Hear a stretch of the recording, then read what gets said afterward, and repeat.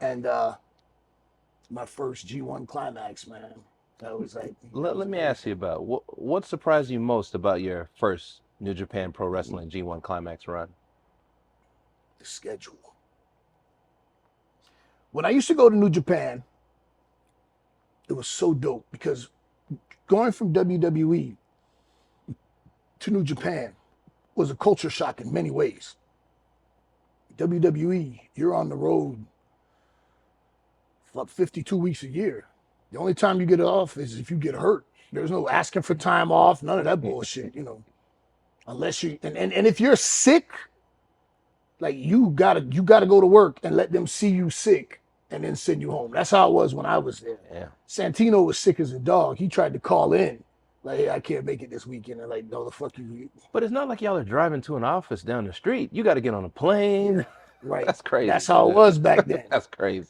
And the doctor got to look at you and see you and be like, yeah, we're gonna send you back home, man. And Santino tried to call in. Yeah, I'm sick this weekend. No, that's not gonna work for me, brother.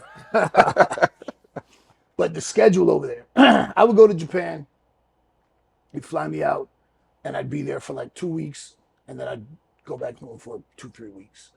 I'd come, sometimes if it was like certain pay-per-views. I remember they flew me and Shelton out just for one pay-per-view, and it flew us right back. Really? Um, but typically, I'd be there for a few weeks, and then be home for a few weeks. But the G1 Climax tour, they asked me because there wasn't a lot of turnaround time, and then they asked me if I'd be okay with staying for the full 6 weeks. To which, of course, I said yes. But I had 6 weeks of hotel life, like just living in hotels, and the schedule when they make the brackets, for who has to wrestle and what nights. Oh, so you guys are traveling. You're not in one location for No, six no, yeah, weeks. yeah, yeah, yeah. For the whole time, those G1 matches are spread out across the island chain. So you're doing those G1 matches in different cities, and you're working several nights a week, which I was conditioned to Yeah, that. that should have been nothing for you. Yeah, but the work rate, it's Oh, G1. So you got to bring your shit every night. There's no nights off on the G1 tour. okay. You're not like, hey, we'll take it easy tonight. No, this is G1. So you got to really bring your shit. Um, so I think the thing that surprised me the most about it was the schedule, because those bus rides are long, man. And I said all the time, traveling is one of the most difficult things about doing this shit. And if you don't travel frequently, then you don't really understand. You say, yeah, so what? You sit on a plane for a few hours. But when you're beating the shit out of your body for a living, Yeah. and now you got to sit on this plane, and this, especially if you're not, lucky enough to have first class accommodations.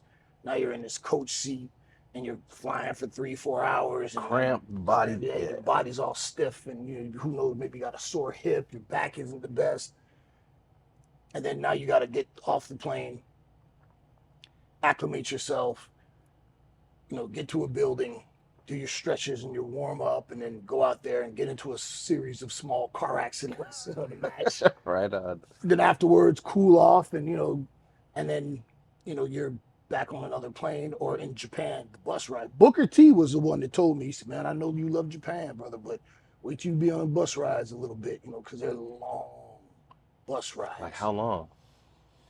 It depends on, what that tour is, but man, sometimes you might spend 8 hours on the bus, going from one part of Japan to another. And I'm thinking about, AEW, WWE, what I've seen. Is this like a luxurious bus? I wouldn't call it luxurious, but it's your standard like motor coach kind of Greyhound type bus. Okay, okay. Um, So you don't have a bed. no, no, absolutely not. No bed. And everybody got their assigned seats. Oh, okay. I've been sitting at this seat for however many years. Most of the Gaijin boys would sit in the back of the bus. That was cool. They gave me a little space back there. I used to sit next to Baldo, Giant Bernardo, Jason Albert at NXT. He's runs the program. Prince Albert, right? Prince Same guy? Albert, yeah, yeah, Yep. yeah. Great dude, real cool. Matt Bloom. Okay, right on. He was super cool, man. When I got over there, like I I had met him before just in passing one day. He was backstage,